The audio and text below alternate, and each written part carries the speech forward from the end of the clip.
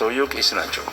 ልጅ አስተማሩ ከመምህራን ማሰልጠኛ እና ቄሱ ካጠገባቸው ልጃቸው እንዲሄድ አልፈለጉም እና ለጓደኛቸው ያማክሯቸዋል። አረ እንደው ይሄ ልጅ እንደው ባይርቅብኝ እዚሁ ዙሪያ ባለች ወረዳ እንኳን ቢመደብ ይላሉ። ይሄ የሆነ ነገር ነው የምነግራችሁ፣ ጎረቤቴ ነው የነገረኝ።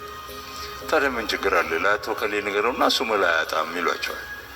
ለአቶ ከሌ ሲነው እንዴ የዚህ እኮ የደብረ ማርቆስ ዙሪያ የትምህርት ምናምን ጽሕፈት ቤት ኃላፊው እኮ እንትና ነው፣ እሱ ደግሞ የሚገኘው እንደዚህ አይነት ቦታ ነው ይላሉ። እና ሴትዮዋ ሰውየው የሚያመሽበት ቦታ ያሉትን ሴትዮ ስዕል ገለጹ። እንደ ሳልማ ቃጠል ምን ላርግ ይላሉ። ትንሽ ገንዘብ ቋጥርና ጥግ ላይ መቀመጫ አለ ባለ ጉዳይ የሚቀመጥበት፣ እዛ ትቀመጥን። ስትደርስ ለሴትዮዋ ትነግራታል። የዛሬውን የውስኪውን መጠጣቸውን እኔ ነኝ የምችለው ብለህ ትነግራለህ። በኋላ ማን ነው የከፈለው ተብሎ ጉዳይ ሊታይ ሲል ያኔ ብቅ ትላለህ ይሏቸዋል።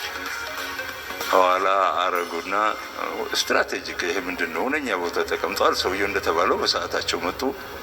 ደብል ነው የሚቀዳላቸው። ዋይት ሆርስ ነው ያን ጊዜ፣ ዋይት ሆርስ እና ብላክ ኤንድ ዋይት። ውሾቹ ማን ነበሩ?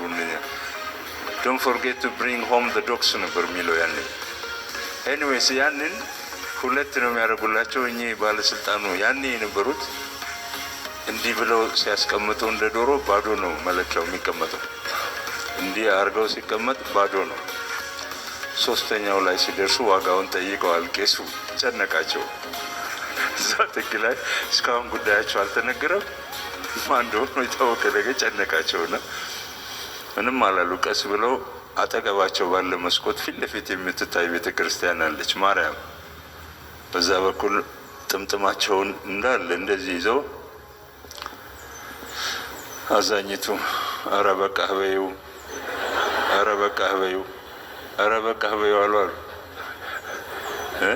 እሳቸው አይችሉማ። ስለዚህ